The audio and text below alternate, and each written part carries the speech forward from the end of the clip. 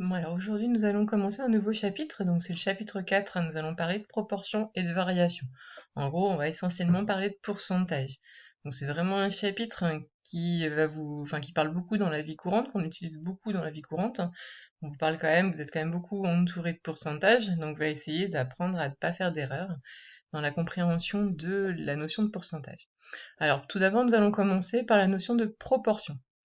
Alors tout d'abord, une définition, qu'est-ce que c'est la proportion d'une sous-population par rapport à une plus grande population?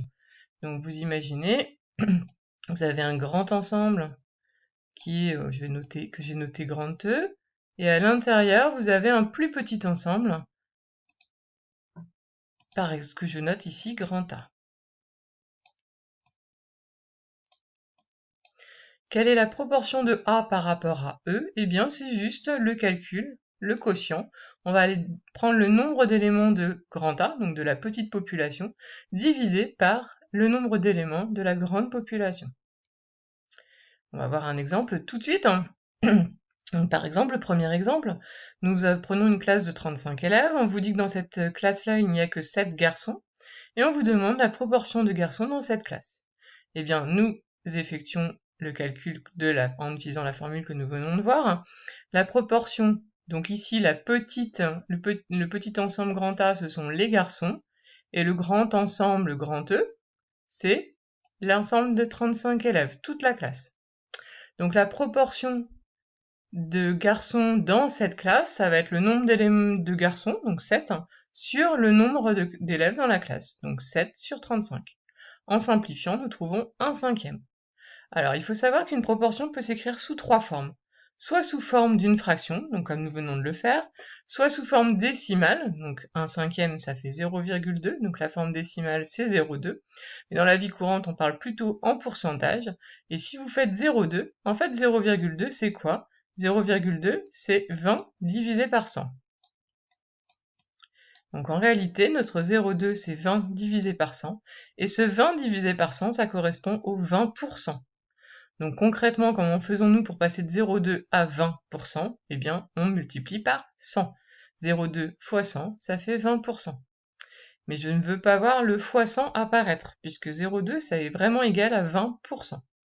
Donc on pense à notre petite phrase de conclusion. Dans la classe, il y a 20% de garçons. Voilà. Alors, juste, on revient à ce qui est ici, la remarque là, qui est ici. Une proportion, ça sera toujours compris entre 0 et 1.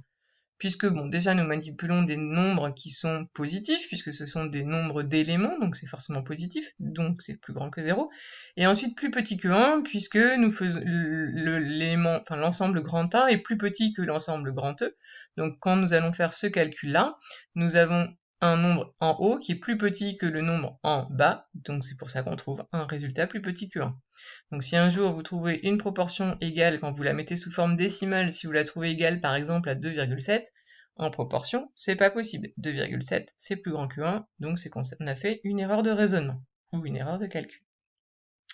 Une autre conséquence, une conséquence qu'on utilise, c'est que certaines fois, nous allons vous donner la proportion, nous allons vous donner l'effectif de la grande population, et on va vous demander d'en déduire l'effectif de la petite population. Donc dans ces cas-là, on utilise la formule l'effectif de A, c'est la proportion fois l'effectif de la grande population. En fait, c'est juste le produit en croix qu'on applique à cette formule-là. On a bien, en fait, le P c'est pareil que P divisé par 1, donc on a bien P fois effectif de E qui fait effectif de A fois 1, c'est-à-dire effectif de A fois 1 c'est pareil qu'effectif de A, donc l'effectif de A c'est bien égal à P fois effectif de E. C'est ce qui est indiqué ici, donc vous pouvez apprendre la formule directement et on va l'utiliser par exemple dans l'exemple 2.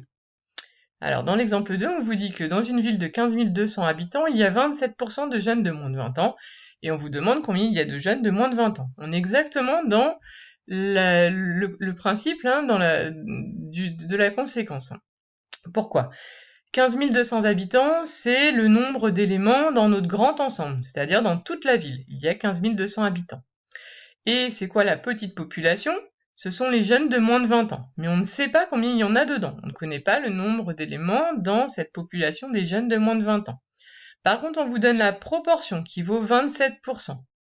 Alors la proportion qui vaut 27%, vous pouvez aussi l'écrire sous forme de fraction, donc c'est 27 sur 100, ou sous forme décimale, c'est 0,27.